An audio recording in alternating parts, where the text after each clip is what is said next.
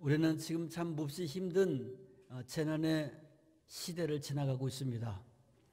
이때 우리는 오늘 요엘서를 통해서 주시는 하나님의 말씀에 함께 귀를 기울여야 될 줄로 믿습니다. 오늘 요엘서를 중심으로 하나님의 말씀 생각하는데, 요엘서의 핵심적인 메시지는 여호와의 날이라고 하는 말씀입니다. 여호와의 날. 그 여호와의 날이라고 하는 그 말 속에는 하나님의 심판이라고 하는 뜻이 들어있습니다. 그런데 그 하나님의 심판, 여호와의 날이 크고 심히 두려운 날이라고 하는 것을 오늘 성경은 우리에게 가르쳐 주시고 있습니다. 그래서 오늘 성경 본문에 있는 말씀을 그대로 발췌해서 오늘 말씀의 제목을 크고 심히 두려운 여호와의 날이다, 이렇게 말씀의 제목을 잡아보았습니다. 심히 크고 두려운 이 여호와의 날은 어떤 내용인가? 그것은 오늘 본문 1장의 말씀부터 계속 이어지는 말씀인데, 1장에 있는 말씀부터 이어지는 그 내용이 보면은 여호와의 날, 심판의 날, 요엘 시대에 그 땅에 임했던 하나님의 심판의 그 내용은 메뚜기 재앙과 가뭄이었습니다. 극심한 가뭄, 그리고 메뚜기 재앙이 그 땅에 임하게 되었는데, 이 메뚜기 재앙에 대해서 어떻게 묘사하고 있냐면은, 이 메뚜기 떼들이 마치 잔인하게 약탈에 들어오는 침략꾼들처럼 그 땅에 덮어 올라오고 있는데, 그 수가 얼마나 많고 그 얼마나 강한지, 그 메뚜기들의 이빨은 사자의 이빨과 같고 암사자의 어금니와 같았다.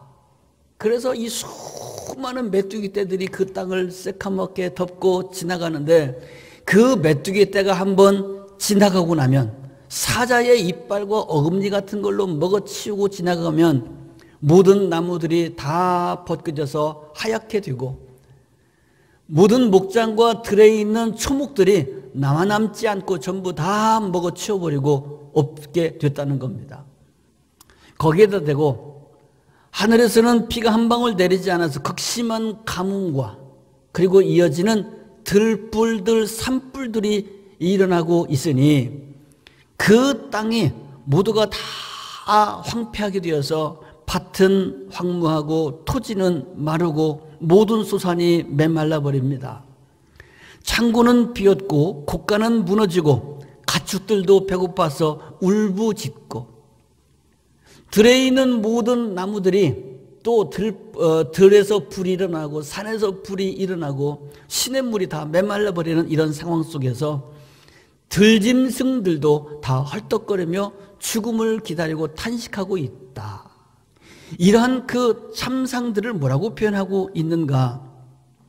2장 3절 말씀에 보면은, 이전에는 에덴 동산 같았던 그 땅이었지만 이제는 황폐한 들이 되어버리고 말았다 하고 말하고 있는 겁니다. 이렇게 황폐한 들이 되어버린, 죽음의 들녘이 되어버린 이 땅은 1장 2절과 3절 그리고 2장 2절에 있는 말씀에서는 뭐라고 표현하고 있는가?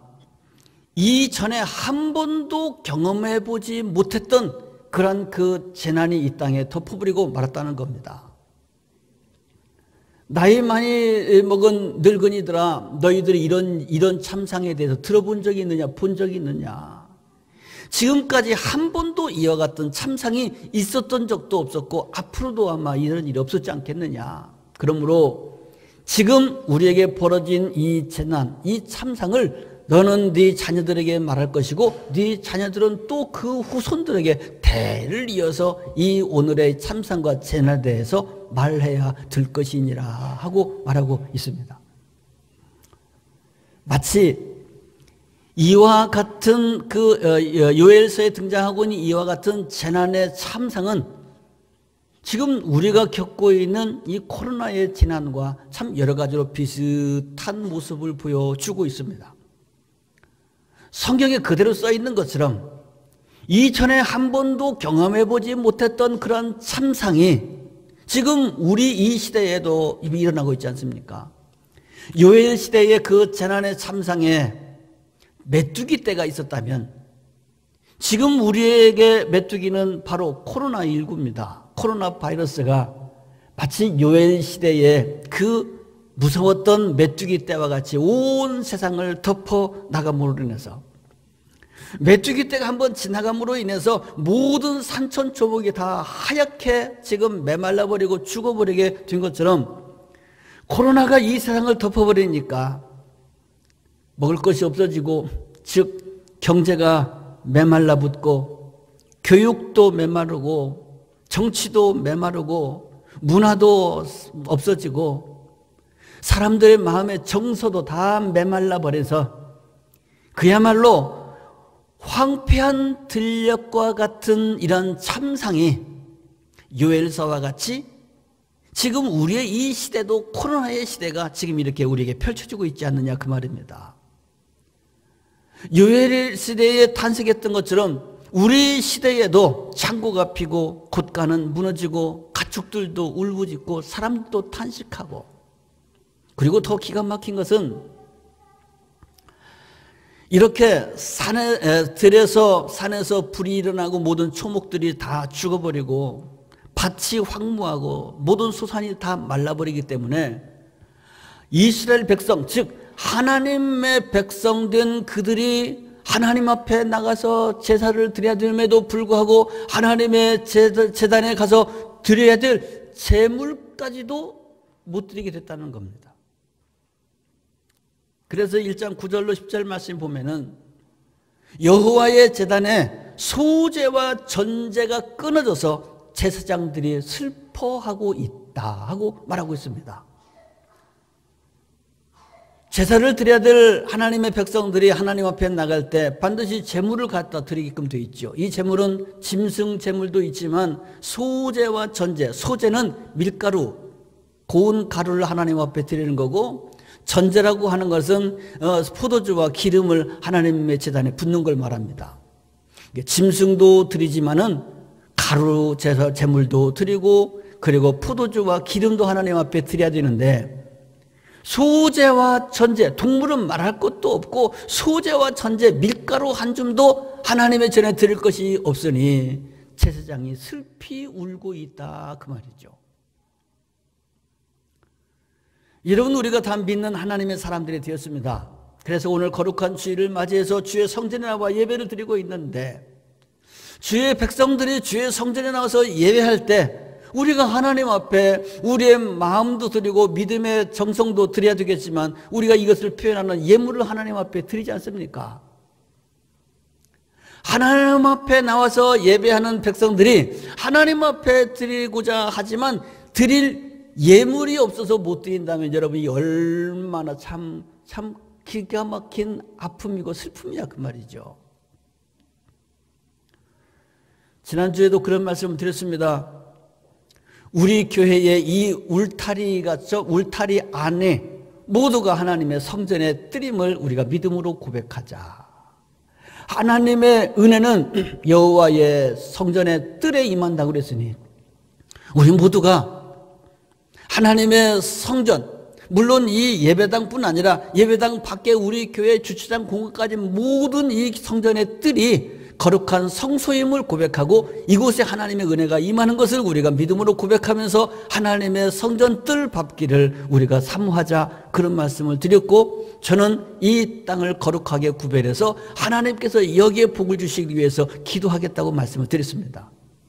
또 하나 저는 기도 제목이 있습니다.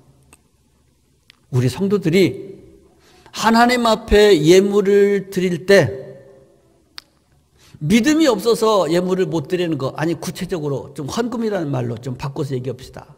하나님 앞에 헌금을 드리고 싶지만 믿음이 없어서 안 드리는 것은 그만하고, 드리고는 싶지만 정말 드리고자 하는 마음은 있지만 내 호주머니에 동전 한 푼이 없어서, 드릴 돈이 없어서 헌금을 못 드린다고 하면 얼마나 가슴 아픈 일이냐 그 말이죠.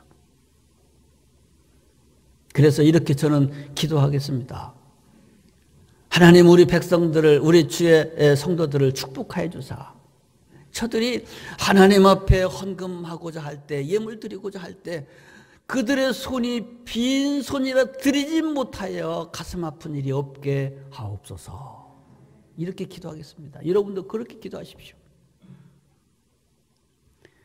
오늘 이 요엘서에는 어쩔 수 없이, 재난으로 인해서 어쩔 수 없이 제물을 하나님의 전에 드리지 못해서 제사장들이 제사를 진행하지 못하여 슬피 울고 있다고 하는 기막힌 사연이 여기 기록되어 있는 겁니다. 여러분, 이런 일은 절대로 없어야 될 줄로 믿습니다. 자, 그러면 이와 같은 참상이 왜 일어나게 됐을까? 2장 11절 말씀에 보면 이와 같은 말씀이 기록되어 있어요. 하나님은 여호와께서 그의 군대 앞에서 소리를 지르시고 그의 진영은 힘이 크고 그의 명령을 행하는 자는 강하니 여호와의 날에 크고 힘이 두렵도다. 당할 자가 누구랴 그랬습니다. 자, 이 모습은 지금 뭐냐면, 지금 이 메뚜기 재앙이 지금 여호와의 날이라고 그랬죠. 여호와의 날, 전쟁터와 같은 이 여호와의 날에 우리 하나님께서 지금 이 여호와의 날을 지휘하고 계시다는 겁니다. 그의 군대, 그의 진영, 그의 명령을 행하는 자, 그가 누굽니까? 여호와 하나님이십니다. 메뚜기도 하나님의 군대, 가뭄도 하나님의 군대, 들에 일어난 들불들도, 산에 일어난 모든 그 산불들도, 이 모든 것이 하나님의 군대요, 하나님의 진영이요, 하나님의 명령을 행하는 자들이라는 겁니다. 하나님이 그들을 지휘하고 있다는 겁니다. 메뚜기를 향하여 명령하고, 하늘을 향하여 명령해서 하늘의 문이 닫히게 하고, 산불이 일어나게 하고, 들불이 일어나게 하고, 이 모든 일들을 하나님이 지휘하고 있다는 겁니다. 자, 이것은 무엇을 말할까요? 요엘 시대에 그 땅에 임했던 이 심각한 재난은 우연히 일어난 자연재해가 아니라 하나님의 심판이라고 하는 것을 지금 말하고 있는 겁니다. 왜? 그 백성들이 하나님을 잊어버리고 하나님을 배반했기 때문에 그 죄악으로 인하여 하나님이 심판하시고 있다고 하는 내용입니다. 또 하나 우리가 이 말씀 속에서 깨달아야 될 것은, 이토록 무서운 이 재난은 하나님의 심판인데 하나님의 마지막 심판이 아니라 이것보다도 더 크고 무서운 심판이 있을 수 있다고 하는 것을 경고하고 있다는 사실입니다. 자, 이 말씀을 우리 이야기로 바꿔서 말할까요? 지금 온 세상에 지금 팬데믹 현상이 일어나서 온 세상이 이렇게 지금 코로나에 지금 신음을 하고 있습니다. 대책이 없습니다.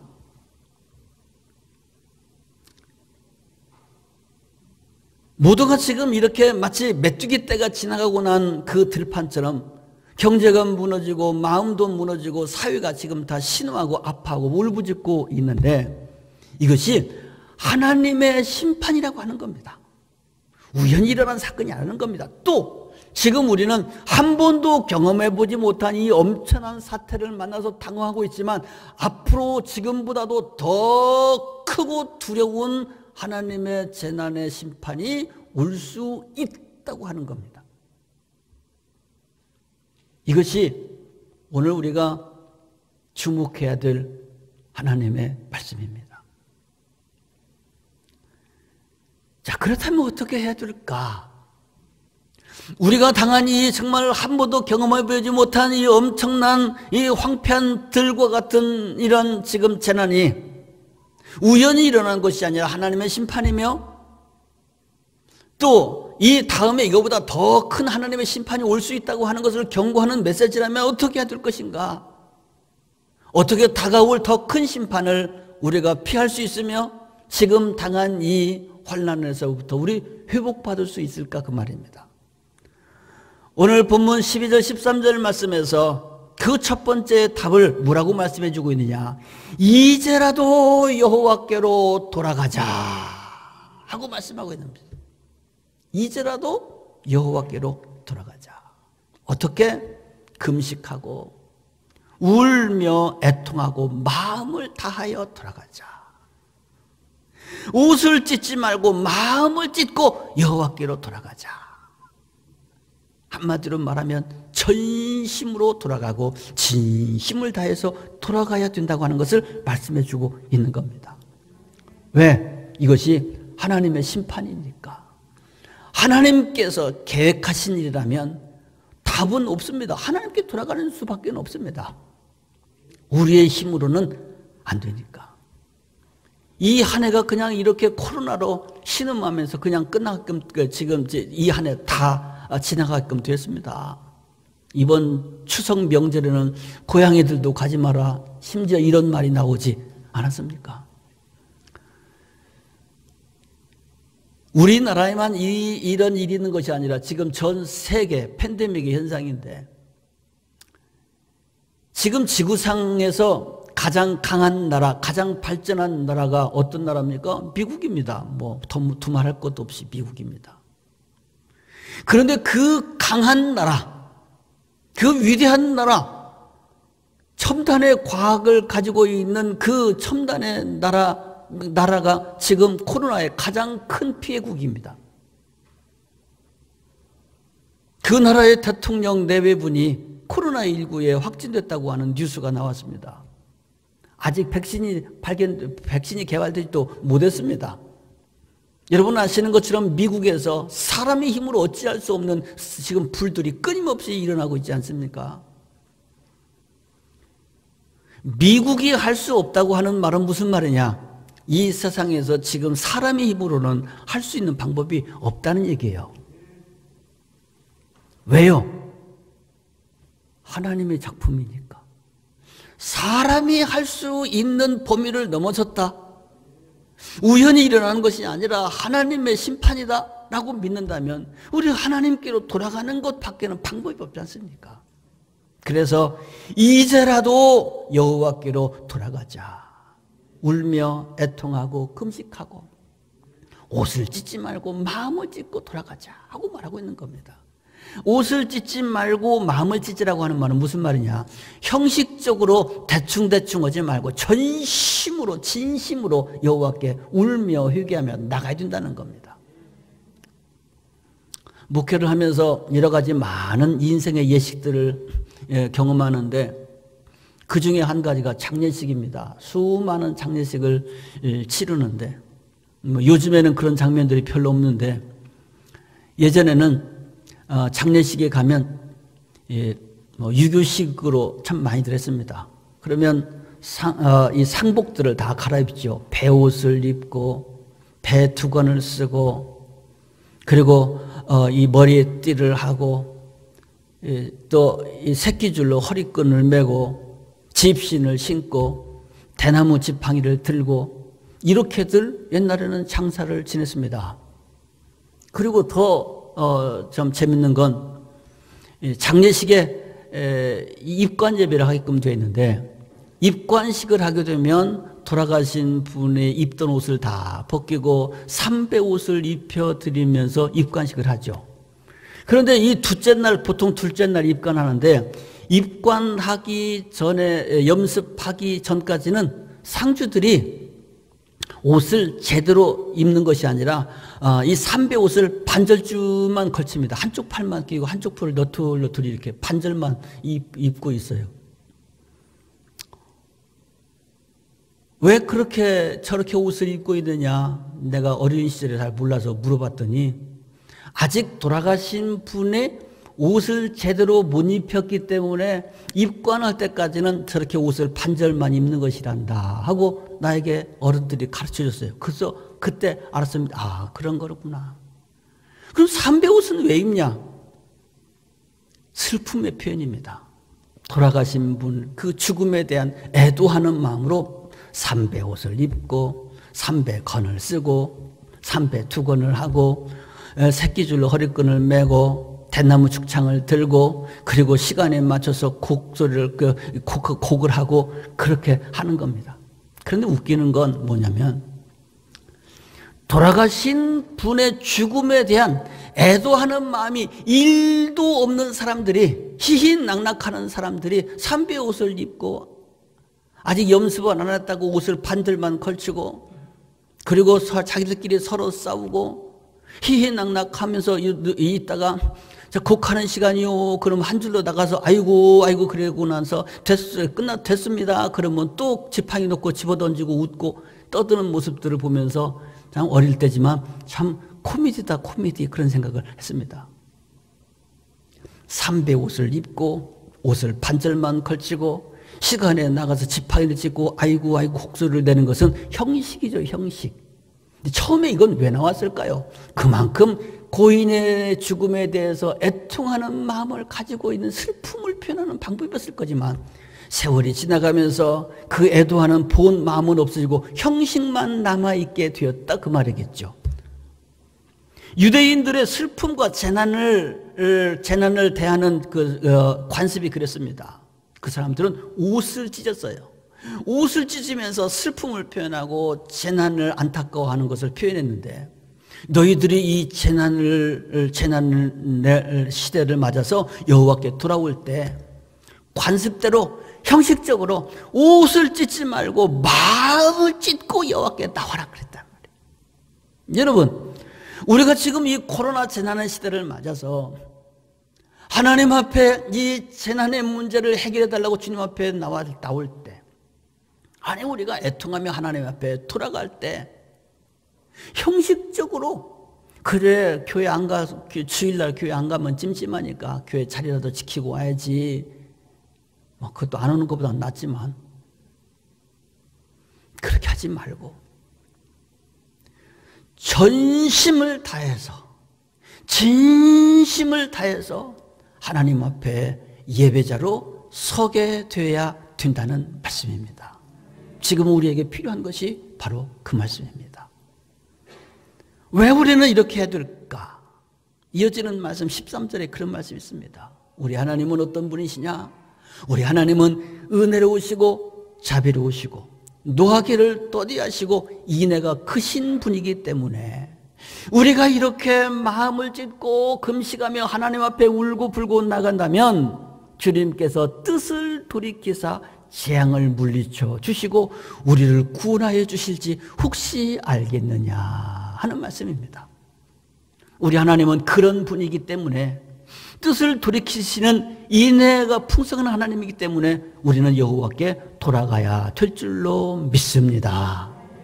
두 번째는 15절 말씀에 시온에서 나팔을 불어 거룩한 금식일을 정하고 성회를 소집하도록 하여라 하고 말했습니다. 자, 시온에서 나팔을 불어라. 시온이라고 하는 것은 예루살렘의 이야기, 또 다른 명칭입니다. 그리고 성전이 있기 때문에 예루살렘을 시온이라고 표현하는 겁니다.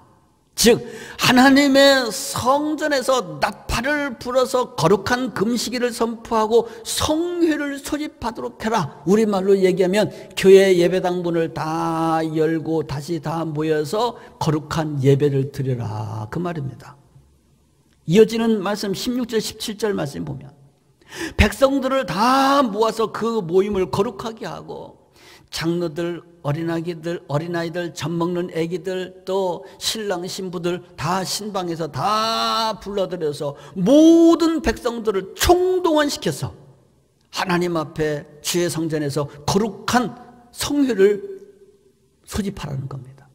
그리고 제사장들은 낭실과 제단 사이에서, 즉 하나님과 백성들 그 사이에서 울며 주님 앞에 중보하고 기도하도록 해라. 여호와여, 주의 백성을 불쌍히 여기소서. 주의 기업을 이방인들의 조롱거리가 되지 않게 하옵소서 하고 하나님 앞에 그리고 성도들과의 사이에서 중보하며 울고 기도하도록 하여라 하고 말씀하고 있는 겁니다. 지금 우리 시대, 코로나 메뚜기 재난의 이 시대, 우리는 지금 어떻게 지나가고 있습니까? 우리의 능력, 사람의 힘으로 극복할 수 없는 재난이라면, 그리고 그것이 우리들의 죗값이요 하나님의 심판이라면 우리는 절대자이신 하나님께로 돌아가야 되는 것이 급선무요 본질적인 해결책이 아니겠습니까?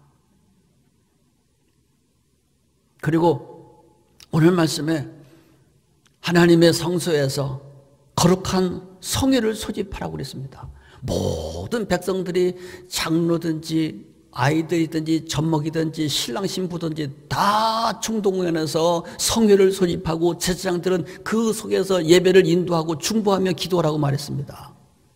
그렇다면 이 사회는 교회와 예배와 성도를 대적자로 압제하지 말고 모든 백성들이 성전에서 이 시월에서 성회를 다시금 소집하고 하나님 앞에 신령과 진정한 예배를 드리며 진정한 회개 운동을 일으켜야 되는 것이 지금의 마땅한 행위인 줄로 믿습니다. 지금 우리가 당한 이 코로나의 재난, 한 번도 경험해보지 못했던 이 기막힌 재난은 지금도 물론 힘들지만 앞으로 하나님께서 이거보다도 더 큰, 더 두려운 여호와의 날을 예비하고 있다고 하는 경고성이 있다고 하는 것도 우리가 기억해야 될 것입니다. 그러나 지금 우리나라 이 사회는 교회를 문 닫게 하고 있습니다. 예배를 금하고 성도들을 박해하고 있습니다. 이것은 오늘 요엘서를 통해서 우리에게 주시는 하나님의 말씀과 지금 정반대되고 있는 처방이라고 말할 수 있습니다. 그럼 어떻게 될까? 하나님을 알지 못하는, 하나님의 말씀을 읽지도 듣지도 못하는 사람들이니까 오해할 수 있는 것은 어쩌면 자연스럽고 당연한 일이라면 하나님의 말씀을 읽고 하나님의 말씀을 듣고 하나님의 말씀을 나누고 하나님께 예배하는 우리는 어떻게 될까? 일당백, 일당천의 마음과 각오로 이 시대 그리고 지도자들을 위해서 우리는 중보하며 이 어려운 때를 우리는 이겨나가야 될 줄로 믿습니다. 우리가 이렇게 하나님 앞에 나갈 때 하나님은 어떻게 응답해 주실까? 오늘 본문의 말씀은 또 우리에게 하나님의 응답의 내용까지 가르쳐 주시고 있습니다. 첫째, 18절 말씀에 의하면 여호와께서는 자기 땅을 극진히 사랑하시고 그의 백성들을 불쌍히 여겨주실 것이다 하고 말씀해 주시고 있습니다. 하나님이 이 땅을 사랑하시고 그 백성을 불쌍히 여기신다. 이것이 가장 본질적인 해결책이 아니겠습니까? 우리 주님께서 이 나라, 이 백성, 이 민족을 불쌍히 여기시고 사랑해 주시는 역사가 있게 되기를 바랍니다.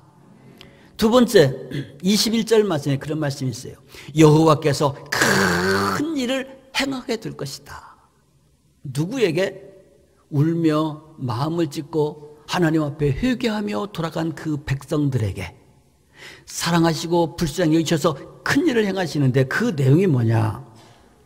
19절 이하에 있는 말씀입니다. 하나님께서 곡식과 새 포도주와 기름을 흡족하게 주시고 이방 나라들의 조롱거리가 되지 않게 하여 주시고 그 강한 군대인 메뚜기 떼들을 다 내쫓아 주시고 이스라엘을 위하여 비를 내주시는데 이른 비와 늦은 비를 적당하게 내려주시게 될 것이니라. 그래서 들의 풀이 싹을 내고 나무가 열매를 맺고 무화과 나무와 포도나무가 힘을 내게 될 것이다. 너희들의 마당에는 밀이 가득하게 되고 너희들의 장독에는 새 포도주와 기름이 넘치게 될 것이니라. 너희는 먹되 풍족하게 먹고 놀라운 일을 행하신 여호와의 이름을 찬송하게 될 것이니라. 할렐루야. 한마디로 줄여서 말하면 경제적인 문제가 해결되게 되었다는 말씀인 거예요. 할렐루야. 이런 은혜가 사랑하는 성도 여러분에게 임하게 되기를, 이 사회에 임하게 되기를 주님의 이름으로 축복합니다. 세 번째는 27절 말씀입니다. 여호와께서 이스라엘 가운데 계셔서 이스라엘의 하나님이 되신다고 약속해 주시고 있어요. 자, 하늘에서 비가 내리고 그리고 모든 땅이 다 회복돼서 메뚜기 떼도 물러가고 하늘에서 비도 내리고 다 회복된 것이 경제적인 회복이라면 하나님이 그들과 함께 계시고 그들의 하나님이 되시다고 하는 말은 무슨 말입니까? 영적인 문제가 해결됐다는 얘기입니다. 출애굽기와 민수기서에 보면 이스라엘 백성들의 광야 생활에 대해서 기록하고 있습니다. 그런데 민수기서에 보면은 이스라엘 백성들이 광야를 지날 때에 광야 생활의 원칙이 있습니다. 그 원칙의 가장 중요한 핵심이 뭐냐? 그들이 행진을 하든지 아니면 행진을 멈추고 진영을 펼치든지 간에 그들의 진영의 가장 중심에는 하나님의 성막이 있고 하나님의 말씀의 언약궤가 중심에 있어야 된다는 겁니다. 행군을 할 때든지 진을 칠 때든지 하나님의 성막과 하나님의 언약궤가 그들의 중심에 있다고 하는 말은 무슨 말일까요? 하나님이 그들 가운데 임재하고 계신다는 겁니다. 그들의 여호와가 그들의 하나님, 그들의 의지자, 그들의 보호자, 그들의 생명의 존재가 되어준다고 하는 믿음의 고백인 줄로 믿으시기를 바랍니다. 여러분, 우리가 하나님 앞에 이렇게 회개하고 나가면 하나님께서 내 인생 가운데 함께 계시고 내가 의지할 나의 하나님이 되어주신다고 말씀해 주셨으니 이 얼마나 놀라운 축복입니까? 여러분, 하나님이 여러분의 하나님이 되시기를 바랍니다. 우리 하나님이 여러분과 함께 하시기를 주의 이름으로 축복합니다. 마지막으로 네 번째 어떤 은혜를 주시냐? 28절 말씀 보면 그 후에 여호와의 영 곧 하나님의 영 성령을 만민에게 부어주신다고 약속해 주시고 있는 겁니다. 하나님이 불쌍히 여겨주셨습니다. 경제적으로 그 땅을 회복시켜 주셨습니다. 그들의 하나님이 되어주셔서 영적인 문제가 해결됐습니다. 그런데 지금 성령을 그 이후에 부어주신다고 하는 말은 무슨 말이냐면 통전적인 회복을 말하고 있는 겁니다. 하나님이 나의 하나님이 되시고 하나님의 영이 내 심령에 내 인생에 성령이 충만하게 되면은요 반드시 성령의 열매가 맺히게끔 됐을 텐데 그 결과가 어떻게 될까요? 절망의 자리에 있던 사람들이 소망과 미래의 자리로 옮겨지게 되는 겁니다. 할렐루야. 마귀의 영은 악령이겠죠. 마귀의 영이 악령이 우리에게 들어오고 이 시대를 지배하면 어떻게 될까? 절망하게 됩니다. 우울하게 됩니다. 그래서 스스로 극단적인 선택을 하게 되는 일들이 일어나게 되는 겁니다. 지금 이 코로나 시대에 코로나 블루라고 하죠. 우울병들이 지금 다 만연되어 있지 않습니까? 너도 우울하고 나도 우울하고. 요엘서에서도 1장 12절에 기록되어 있습니다. 사람들의 마음에 즐거움이 다 메말라 버렸다. 요엘 시대에도 사람들에게서 즐거움이 메말라 버렸는데 우리도 이 코로나 재난의 시대에 너도 나도 할 것이 다 즐거움이 메말라 버렸어요. 그래서 지금 최고의 즐거움이 뭐냐면 트로트입니다. 그래서 그냥 TV만 켜면 어디서든지 트로트가 24시간 나오는 거야.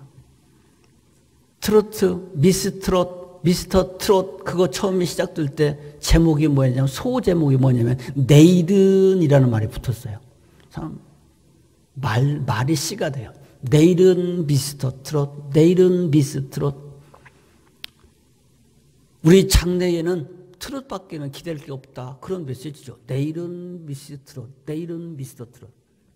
그런데 코로나가 와버리니까 온 국민이 그동안 듣지도 보지도 않던 트롯이 완전히 다 중독돼 버렸어요. 유한거리가 그거밖에 없다는 거예요. 인터뷰하는 거 들어보면 너무너무 감사하다 고맙다. 트로트 가수들이 나서 노래 부르면 눈물들을 줄줄 흘려요. 이전에는 트로트 안 들었는데 지금은 너무 고맙다 감사하다 팬 됐다. 왜? 코로나 시대에 오도 가도 못하는데 트로트 가수들 노래 부르는 걸 보면서 큰 위로를 받았다. 트로트가 지금 하나님이요. 이런 기막힌 시대에 우리가 살고 있어요. 우울한 시대, 즐거움이 사라져버린 시대. 왜 우울할까? 악령의 역사입니다. 성령은 우리에게 기쁨과 즐거움, 희락을 주는 거예요. 평안을 주는 겁니다. 사랑과 희락과 화평과 자비와 온유와 양선과 충성과 온유, 절제. 사랑하는 성도 여러분, 하나님의 성령을 만민에게 부어주면 어떤 역사가 일어날까? 오늘 본문 28절 말씀에 이렇게 말하고 있습니다. 자녀들이 장래일을 말하게 될 것이고, 늙은이들은 꿈을 꾸게 될 것이고, 젊은이들은 이상을 보게 될 것이다. 요즘에 자녀들이 장래일을 말합니까? 우리 어릴 때는 학교에서 수시로 장래 희망을 선생님들이 주사했어요. 장래 희망 써내라. 그리고 집에서도 어디에서도 어른들을 만나면 늘상 대하는 질문이 그거였습니다. 너 커서 뭐 될래? 옛날에는 대통령 되겠다는 애들이 참 많았어요. 대통령이요. 독재 정권 시절이니까 장군요. 시인, 조금 더 머리 까까머리 좀 되고 나면 시인 되겠다는 애들도 있고, 예술가 되겠다는 애들도 있고, 철학자 되겠다는 애들도 있고. 옛날에는 이렇게 너 장래 희망이 뭐냐? 그러면 애들이 장래 희망을 졸졸졸졸 얘기를 했습니다. 요즘에는 그런 거 하는지 모르겠어요. 또 애들한테 물어보면 뭐라고 말할지 모르겠어요. 늙은이들은 꿈을 꾼다고 그랬습니다. 무슨 꿈을 꿀까? 야, 나는 이렇게 살았지만 내 자식들은 이러이런 인생을 살겠지? 내 자식들은 이렇게 훌륭하게 살겠지? 나처럼 살지는 않겠지? 자기 자신의 이 후손들의 이 잘되는 모습을, 아름다운 모습을, 성공하는 모습의 인생을 꿈꾸지 않겠느냐, 그 말입니다. 옛날에 우리 부모들은 그러면서 자식들을 대학을 보내지 않습니까? 자갈론 팔아서 학비 대주고, 소 팔아서 학비 대주고. 왜? 내 자녀를 위해서 꿈을 꾸니까, 미래를 꿈을 꾸니까. 요즘 부모들은 자식의 미래에 대해서 어떻게 생각합니까? 잘해야 구급공무원? 뭐 시키는 거요? 우리 자녀들이 나보다 더 잘 살 거라고 하는 그런 꿈을 꾸고 있습니까? 젊은이들은 이상을 보게 될 것이라고 그랬습니다. 이상이라고 하는 게 뭐요? 앞으로 미래에 우리 사회는 어떤 사회가 되어야 될까? 어떤 사회가 이상적인 사회일까? 정의라고 하는 것은 뭘까? 공의라고 하는 것은 무엇일까? 교회라고 하는 것은 어떻게 되어야 될까? 민족은 무엇이고 국가는 무엇일까? 하나님이 기뻐하시는 나라나 그 사회는 어떤 사회일까? 그것을 위해서 우리는 어떻게 나가야 될까? 젊은이들이 모이면 이런 문제를 놓고 밤새 토론을 할 수 있어야 되지 않겠습니까? 적어도 70년대까지는 그랬습니다. 80년대 초반까지는 그랬어요. 젊은이들이 모이면 이상세계에 대해서 서로 논의하고 밤을 새웠습니다. 대학생들이. 지금 젊은이들이 이런 유토피아에 대해서, 하나님의 나라에 대해서 지금 밤을 새며 이야기하고 있습니까? 지금 우리 시대의 비극은 장래도 없고 꿈도 없고 이상도 없다는 겁니다. 공공연하게 이렇게 광고하는 거 봤습니다. 당신에게 5만 원이 있다면 주식 투자를 하도록 가르쳐 주겠습니다. 개미 투자가 일반화되었어요. 10,000원짜리 몇 장만 있으면 주식 투자라는 겁니다. 이거밖에는 길이 없다는 거예요. 지금 우리가 살아갈 수 있는 게. 일용직 알바가 지금 일반화되어 버리고 말았습니다. 직업의 귀천을 논하려고 하는 것은 아닙니다만, 근간에 오토바이 타는 사람들이 1년에 1억을 벌 수 있다고 막 이렇게 인터넷에 뜨니까 사람들이, 젊은이들이 막 지원하고 있다고 하는 말을 들었습니다. 경쟁적으로 지원하고 있다는 거예요. 근데 오토바이 타서 어떻게 1억을 버냐? 그거 허수다. 또 그런 말들이 막 쏟아져 나오고 있는데, 우리가 살아가고 있는 이 사회 젊은이들이 일용직 알바, 개미 투자, 이것이 현실적인 대안에 우리는 묻혀서 이상도 없고 꿈도 없고 미래도 없고 국가 보조금을 의지하면서 살아가는 것이 일반화되어버린 이러한 기막힌 시대에 우리가 살아가고 있다는 겁니다.